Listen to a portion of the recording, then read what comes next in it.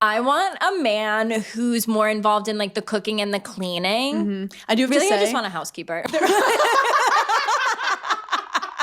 I just realized I want an assistant.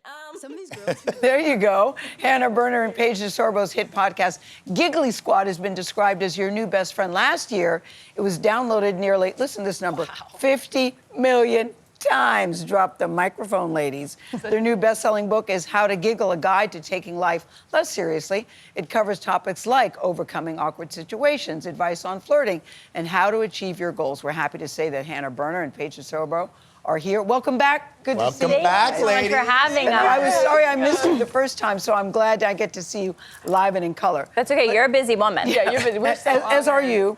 But I like what you all say, that your friendship is based on your sense of humor, that your sense of humor is your secret sauce, which is what for both of you? Hannah, start us off. Well, I think laughter, to make someone laugh, is like a trust that you have, and for something to happen, you look across the room and make eye contact with someone, it makes life less lonely. Yes. And we didn't want to have a self-help book because we're just silly girls. Because we don't know anything. We don't know anything, but we know that you can choose to laugh at situations or not. Well, Paige, you say you don't know anything. You said, who knew being a below average student would lead to success? Yeah, I mean, look how this has worked out for you. It's working out pretty well for you. I mean, I feel like my Paige? mom knew I was below average, so that was good. But yeah, I think like how you do in school isn't indicative of your success. I think it's really like about working hard, and I was fortunate enough to get a best friend where we had like the same vision and ambition, so. If you're not good at school, find a best friend who is good at school. Well, let's talk about, since it's based on laughter,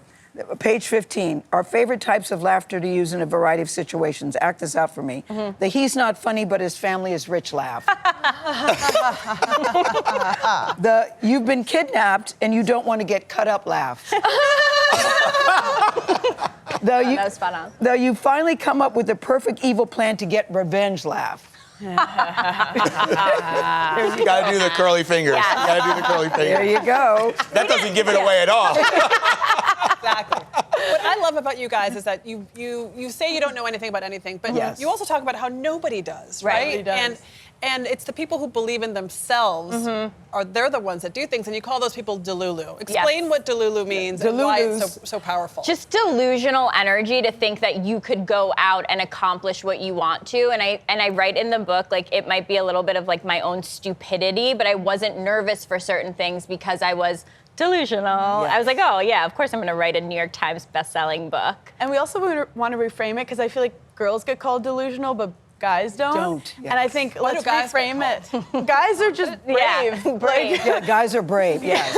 Yes. Yeah, Come guys. on, Vlad. I am not brave. Everybody knows here that I am not that guy. No, Vlad is perfect. That's why I'm Delulu. No notes, Vlad. No notes. Well, so what I love in the book is you talk about, you believe in manifestation, but not the kind of manifestation that I think most people imagine, which is you write something down or you have a vision board. Yes. You say that you imagine yourself as a single player in the game of life and that you're leveling yourself up, which I think is really cool.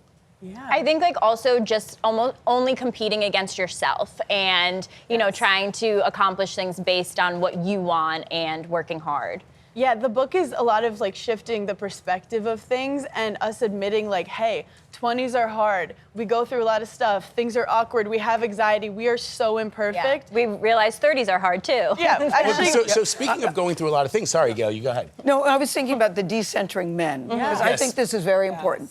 You said, first let's establish you all like men. We love them. Hannah, you're happily married. Just Yeah. Vlad, but Paige, you and I Look at are that. looking. Happily married, I'm in but the still book, love so. them. Yeah, we still love men. Yeah, We're of alert course. and available. But Yeah. you say decentering men. What does that mean? Because at one point you say men are like salt. What do you mean by that when you say men are like salt? Say it out loud. Say it out loud. the seasoning makes it a little bit better, but it's not necessary. Right. Yes. Could give you a heart attack if you have too much.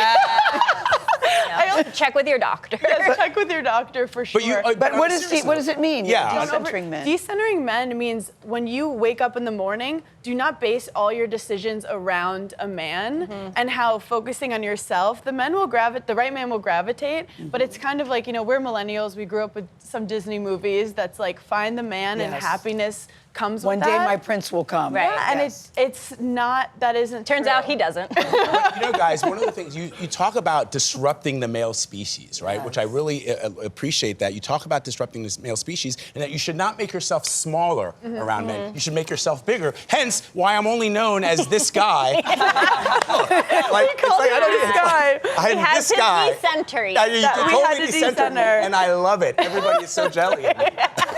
But that's important to you. Yes. Yes. I'm, especially as a stand-up comedian, I love to disrupt male spaces.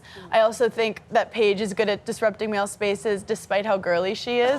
It's just going into a place and being like, I belong, I'm here. And it actually connects men and women more. Yeah, I love how you end the book. Let things unfold as they should, and when they don't, just Giggle. giggle. I forgot what it was for a second. Me too. I went out on a limb. I know, that was a risk. But I love the word giggle. To me is so friendly because Yeah. people think that it's light and frivolous and kind of dupe, you know, kind of airy. But that's not what you all are saying at Yeah. all. No, it's really just like lean into the happiness. Yes. I also think Lean into happiness. laughter, Yes. let it be big, release it, take up space. You don't have to go like, You hear that, Klaus? Leave Klaus. You know you're about to ruin his life laugh. That's just my normal laugh. Berner and Every Paige day. DeSorbo, we thank you. Congratulations. Thank you. How to Giggle is on sale now wherever you like to buy your books. Coming up on CBS Mornings Plus, the Gigglers will be back to discuss the power of female friendship, yes, and turning social anxiety into success.